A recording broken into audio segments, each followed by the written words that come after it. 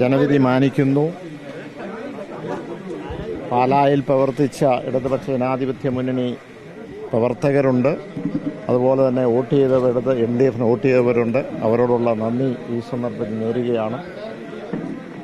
വിജയിച്ച സ്ഥാനാർത്ഥി ശ്രീ മണി സി കാപ്പനെ ഞാൻ പ്രത്യേകം അനുമോദിക്കുന്നു.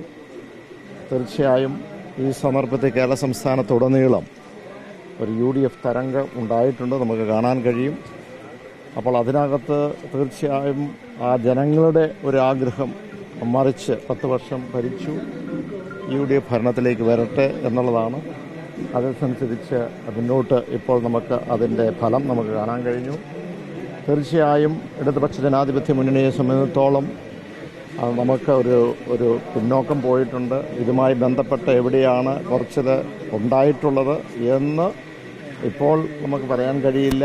തീർച്ചയായും ഇടതുപക്ഷത്തിനകത്തും പാർട്ടിക്കകത്തും കേരള കോൺഗ്രസ് എം പാർട്ടിക്കകത്തും ഇതിനുമായി ബന്ധപ്പെട്ട് അത് ദീർഘമായ അല്ലെങ്കിൽ ഡീറ്റെയിൽ ആയിട്ടുള്ള ചർച്ച നടത്തിയതിനു ശേഷം എന്താ പൂർണ്ണ വിവരം ജയിക്കാൻ കഴിഞ്ഞിട്ടില്ല.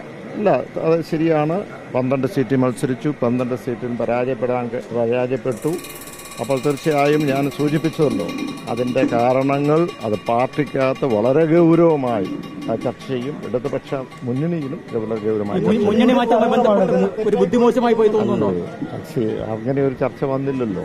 അങ്ങനെ ഈ പറയുന്ന മാധ്യമങ്ങളിൽ ചർച്ച വന്നു. ജയപരാജയങ്ങളൊക്കെ ജനാധിപത്യ സംവിധാനത്തിലുണ്ട്. പൂർണ്ണമായി പോയ എത്രയോ രാഷ്ട്രീയ പ്രസ്ഥാനങ്ങൾ വീണ്ടും കരുത്തോടുകൂടി മുന്നോട്ട് വന്നിട്ടുണ്ട്. അപ്പോൾ അത് ഇപ്പോൾ UDF തന്നെ നമ്മൾ കണ്ടല്ലോ, എത്ര സീറ്റിലാണ്. 99 സീറ്റിൽ LDF ജയിച്ചപ്പോൾ വളരെ നിസ്സാരമായ സീറ്റുകൾ അവർ ജയിച്ചുള്ളൂ. പക്ഷെ തിരിച്ച് കരുത്തോടുകൂടി വന്നു. അതുകൊണ്ട് ജനാധിപത്യത്തിൽ മറിച്ചും തിരിച്ചൊക്കെ വരും.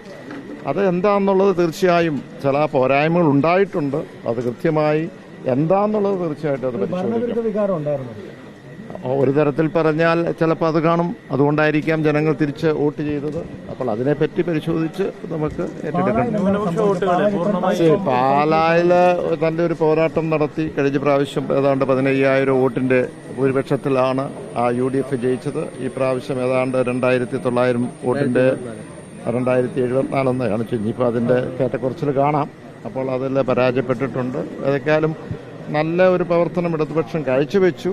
പക്ഷേ നമുക്ക് ഒരു പൂർണ്ണതയിലേക്ക് അല്ലെങ്കിൽ വിജയിച്ച് കൊണ്ടെത്തിക്കാൻ കഴിഞ്ഞില്ല എന്നുള്ള ഒരു കാര്യമുണ്ട്. ഞാൻ പറഞ്ഞല്ലോ, തീർച്ചയായും അത് കേരള സംസ്ഥാനത്തുടന്ന് പാലായിൽ മാത്രമല്ല കേരള സംസ്ഥാനത്തുടനീളം എന്താണ് ഇടതുപക്ഷ ജനാധിപത്യത്തിൽ നിന്നുണ്ടായത്, എവിടെയാണ് ഏറ്റക്കുറച്ചിലുണ്ടായത് എന്ന് തീർച്ചയായിട്ടും പരിശോധിക്കണം.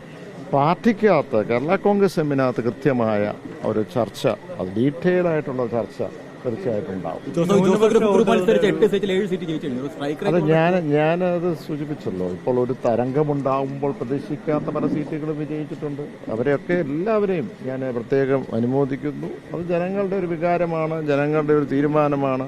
UDF-നെ കൊണ്ടുവരണം എന്നുള്ളത് അത് ജയിച്ചു. മുഖ്യമന്ത്രി മുന്നിൽ നിർത്തിയാണ് LDF പൂർണ്ണമായും പ്രചാരണം നടത്തിയത്. അത് തിരിച്ചടിയായെന്ന് തോന്നുന്നുണ്ടോ?